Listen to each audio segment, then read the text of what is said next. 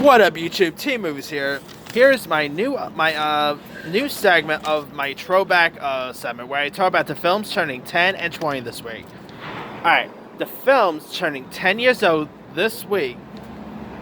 Alright, this past week, the film that just turned 10 years old is the Charles Darwin biopic movie Creation, which starred Paul Bettany, his actual real-life wife, Jennifer Connelly. Creation was a pretty decent film. I thought Paul Bettany and Jennifer Connelly were pretty great at playing husband and wife. Obviously, they're married in real life, so obviously their chemistry is going to work out great. The movie was, had some really cool moments in it. I feel like even if you don't know much about Charles Darwin and all that, I think you'll still enjoy it. So yeah, if you guys haven't really seen Creation, definitely give it a watch. Alright. Also turning 10 years old this week, we got Extraordinary Measure, which is the medical film about this couple played by Brad Fraser and Kerry Russell, who's trying to find a cure for because their son ends up having a disease, and so they're trying to find the cure for it. And you got Harrison Ford playing the. You're kidding, right? You make the determination on who can get to the phone. Anyway, you got Harrison Ford playing the. All right. Sorry about that. Anyway, as I was saying, Extraordinary Measure is definitely not. It's definitely not that good of a film. I mean, Brendan Fraser had some weird movies in the early 2000s. He had this. He had that animal movie. What was that animal film he did? Fury Vengeance, I think it was called. I'm glad to see Brendan Fraser making a bit of a comeback because, Doom Patrol and all. But I think he needs a major comeback. So, yeah. And Harrison Ford had some weird early 2010s, early 2000 roles too. So, yeah. But, yeah, Extraordinary Measure. It could have been a good film, but it was pretty boring. Not a good script.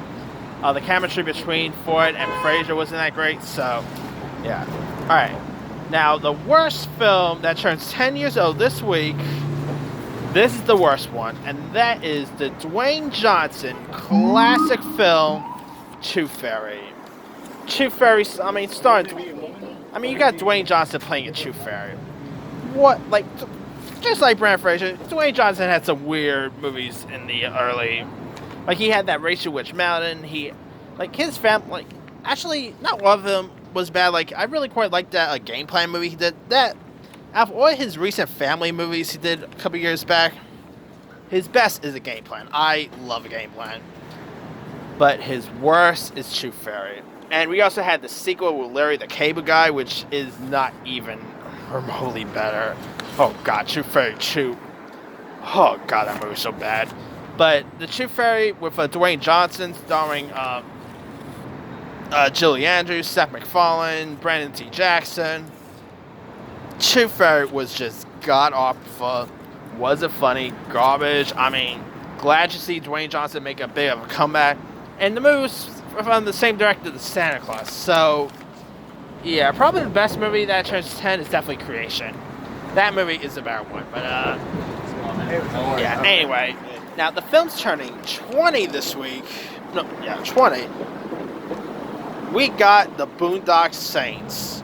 The Boondock Saints is not to be confused with that show, The Boondocks. The Boondock Saints is probably one of the best Irish movies there is. It's directed by Troy Duffy, starring Sean Patrick Flannery and Norman Reedus years before The Walking Dead. It's a great Irish crime-based film. Really amazing flick. The Boondock Saints 2 was pretty good as well, but the first Boondocks is hands down the best. If you guys never seen the Boondock Saints, go check it out. They've been also talking about doing a third one, but yeah, I'll believe that when I see it. Alright, now the worst movie that turns 20 this week. Another film turning 20, we got Down to You. The romantic comedy starring Freddie Prinze Jr., Julia Stiles, Selma Blair. Down to You is god awful. I mean, I always like Freddie Prinze Jr. Come on, I Know What You Did Last Summer, Scooby-Doo. Freddie Prinze Jr. is the man, and he's a fellow Star Wars nerd. So I always respect Freddie Prinze Jr. I've always been a fan of that guy for like years. I always cherish Freddie Prinze Jr. He's the man. But some. But anyway. But some. Tell your boss that Walderness business environment. But anyway. Here. Me and Billy, and you turn us away. Anyway. Where the owner is? Oh shit! I spent $1,000. Anyway, sorry about that. Drunk people are out tonight, so. Anywho, yeah, as I was saying, Down to You. I love me some Freddie Prinze Jr. Of course, his best role is being married to Sarah Michelle Gellar, but Down to You is probably his worst. It's probably one of the worst rom-coms there is. I kind of wish Freddie Prinze Jr. could make a bit of a comeback, because I've always liked Freddie Prinze Jr. But I mean, he was supposed to be in that Nancy Drew series, but that never happened. But he is going to be in that Punky Brewster revival.